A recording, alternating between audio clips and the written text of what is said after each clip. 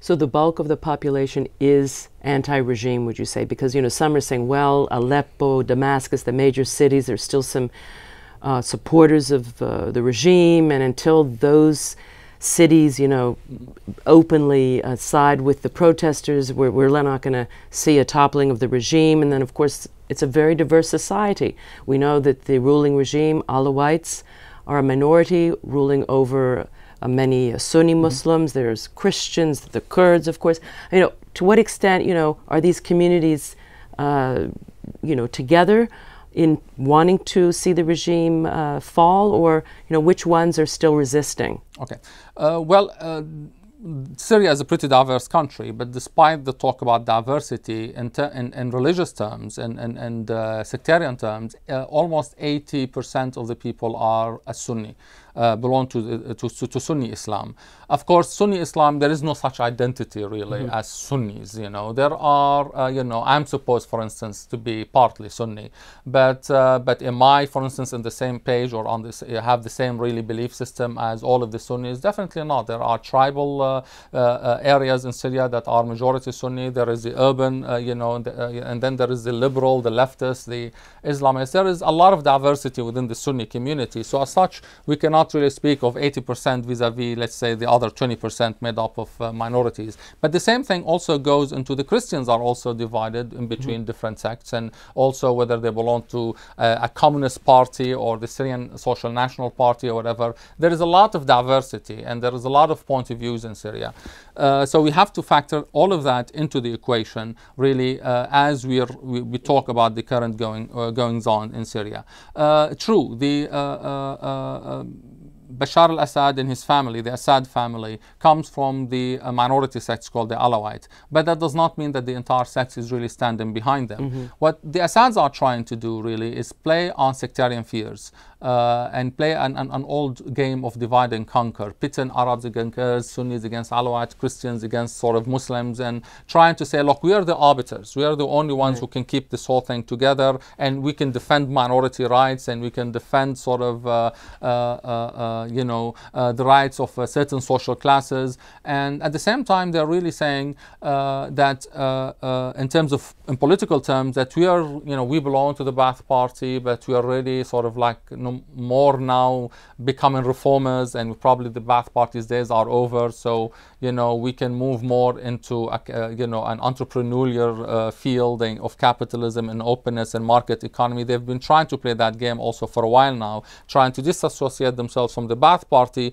but without officially saying the Ba'ath days are over, because they also rely on the Ba'ath as a basis for support. So they're playing all different sort of political lines. They are making all sort of contradictory political statements in the hope of confusing everybody, and at the same time getting supporters from every group in Syria. For this reason, yes, they do, in the final, you know, in the final analysis, they do have some real supporters on the ground. But when the revolution began, and the bloodshed began and escalated, and the level of violence escalated, and the Assads began playing the sectarian card openly, they lost much of that support. They're not only within the Sunni community, but within the Alawite community, within the Christians. People cannot lie to themselves, cannot belie their own eyes. They cannot simply shut their own minds completely.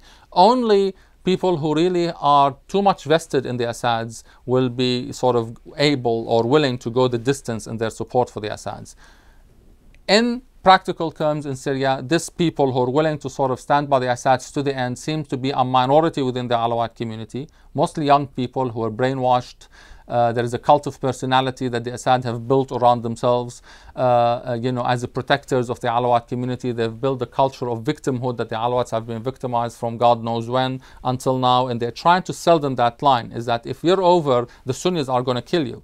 But the reality is, this is not happening. Sunnis and Christians and Alawites who joined the protest movement are raising always slogans about national unity. There are some fanatics in the Sunni community. We all know that. I mean, some of them become terrorists sometimes in Iraq and whatever. And it's a phenomena observable all over the Muslim world. We realize that there is a fanaticism in our midst. But the reality is it's also a very small phenomena. The majority of the protester movement, I mean, we are talking about 99% of them. When they go to the street, they are shouting slogans about national unities, about Sunnis and Alawites being together, Arabs and Kurds being together, Muslims and Christians being together. They are refusing to be divided. And despite 4 months of continuous attempts by the regime to divide them, to make them sectarian, they have so far avoided that pitfall, except for some sporadic incidents. So for now, I think there's a level of awareness among the Syrian people that really belies all the propaganda about how backward you're supposed to be, and how about that the Syrian people are, ignorant, and the only people who can, keep them together and keep them from being violent is the regime. In fact, what we are witnessing right now is the reality of the situation, that the brutal people really are the Assads and the ruling regime. The real sectarian people are the Assads, and that the majority of the Syrian people are committed to peace,